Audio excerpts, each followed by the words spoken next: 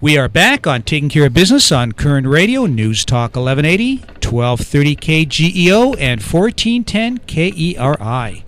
So what do you think of Pedro Rios? I like Pedro. I think he's going to do a great job. I think so, too. I think he's going to be a great assembly person, and it's a shame about Rudy, and I agree with you. My whole opinion about him changed, after you and I had the opportunity to quiz him about that ad, because his answers were weak, and it's obvious that he's taking advice from people in Sacramento. They're pushing him in this direction, and we don't need any more dirty campaigns. Well, after talking to both of them for a considerable amount of time, I have to say that Pedro will vote for the people, where Rudy will vote for the party and the union. Exactly. Before we get into our next guest, two things I want to mention. First of all, as many of you know, one of the things that Clay and I have been involved in is trying to get 30,000 signatures to present to Washington about our POW in Afghanistan. Bo Bergdahl.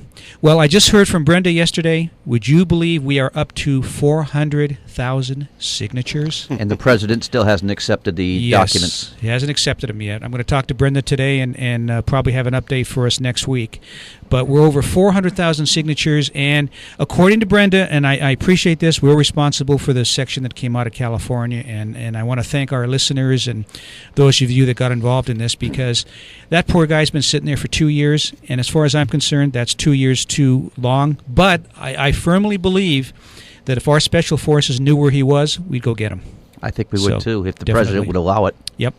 And the second thing that I want to talk a little bit about, and I think we're going to get into this with our guest today, is what happened in Benghazi, because now we've got some new information coming out, and it's just simply infuriating, because we don't leave our people there in harm's way like that. That's not the American way, and that's not the way our fighting forces would approach this. Not if you're a true American. That's right. So it's you were in the Army, I was in the Marines, and I know, real quickly, I just want to touch on this subject for a second. I can remember when a bunch of us were out of the service, and we had different viewpoints on Vietnam. Some of us were for Vietnam, some of us were against it.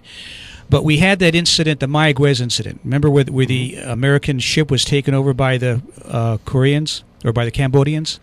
To a man, regardless of how we felt about Vietnam, we all would go back and get those guys out, because you do not leave American soldiers in harm's way. Regardless of how we felt about the war, we all were in agreement on that. So Benghazi, to me, falls in that category, and the more I think about it, the madder I'm getting. So with that, let's introduce our second guest. Who's here today? Who is here? Well, I'll tell you what, he's brought his lovely wife along, which this group needs that kind of class. Definitely. Yes, you do. Yes, you do. Especially today. You're talking to Marty now, right? Very maddening day. I'm a little irritated.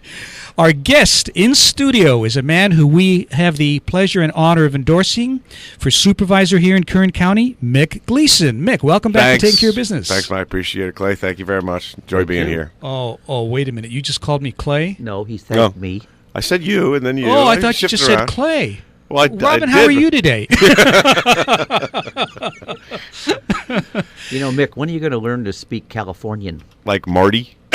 Marty? It just doesn't come out. My lips don't work. Those muscles never formed in my lips. It's funny, Mick. When I go back home to Toronto, all of a sudden I start talking like out and about after a while. It just comes in without even thinking about it. Yeah, it's just there. Play some hockey, eh? Yeah. Yeah, Boston against Toronto, huh? Right. So, before we get into the campaign and everything, you were a commanding officer in China Lake. Yes. One of the things that I admire most about you is your leadership ability. Right. You've proven that, where your opponent in my mind, has zero in the leadership category to fall back on. At least leadership in the kind of position you're going for. With the news we've just heard about Benghazi, apparently, just to give people a recap who may not have heard it, the administration knew, the Situation Room knew within 2 hours that this was a terrorist attack, not something, a response to some stupid movie that nobody's watched. They knew what it was. The whole thing lasted 7 hours. 2 of the 4 people killed were killed in the last hour. We could easily have brought over special forces from Italy. As you and I talked about before, they were on alert. That would take 45 minutes to get them there and rescue our people. We haven't done it. From a leadership standpoint, as a commanding officer, I'd just like to know your feelings on this. The facts are still coming in, and the facts are painting a picture that is growing uglier and uglier by the moment.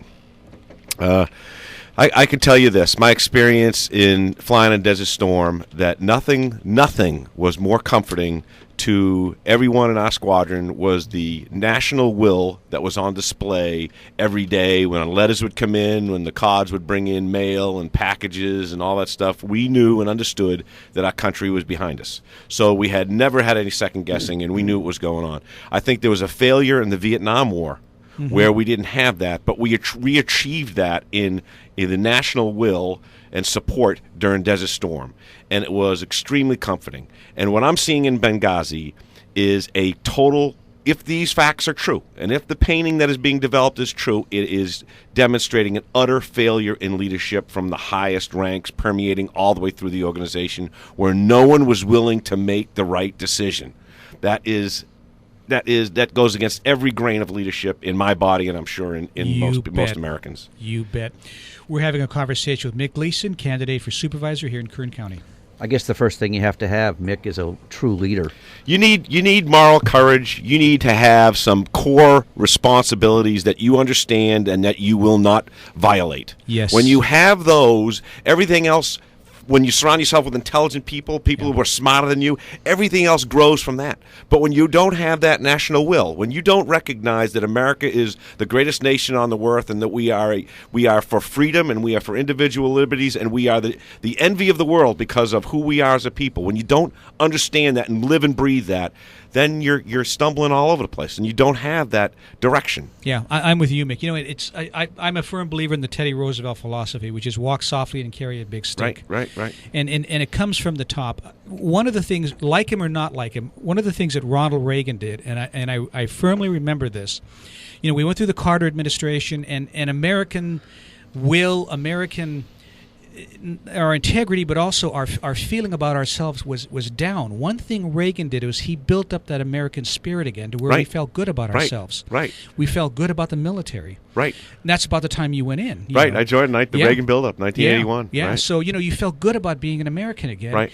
And our status abroad went up because people looked at us and went, okay, you don't want to monkey with this guy. Right. Because, you know, he means what he says. Right. Yeah.